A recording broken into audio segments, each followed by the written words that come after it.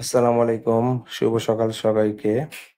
সকাল, সকাল ঘুম থেকে উঠে একটু বাড়ির সাথে আমাদের বাগানে একটু ঘোরাঘুরি করতে আসলাম। ভাবলাম আপনাদের একটু দেখাই। আম ধরছে এই যে দেখেন সুন্দর। সাথে হচ্ছে কলা, অন্যান্য গাছও আছে আমাদের। ছোট পরিসরে করা তো কিন্তু খারাপ না, একেবারে ছোটও না আবার। তো গ্রামে আসলে সবারই বাড়িতে এরকম ছোটখাটো বাগান থাকেই। তো আমাদেরও ১টা ২টা আছে এরকম।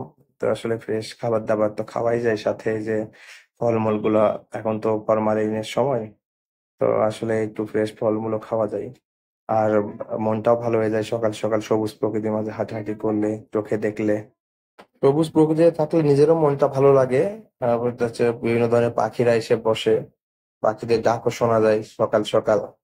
আবার দেখা যায় যে বাড়িতে যে এখন যে গরমের তীব্রতা, এই গাছপালা থাকলে আশেপাশে বাতাসটা মানে একটু ঠান্ডা থাকে।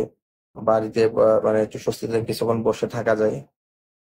তো আসলে এই যে দেখেন আমাদের কলা গাছে কলা ধরছে। আবার সাথে এই যে করম চা গাছ, করম চা তো মনে হয় এখানে থাকেই না, মানুষজন পেকে পাকার আগেই খেয়ে ফেলে, হ্যাঁ? তো এই করম চাটা খুব মজার।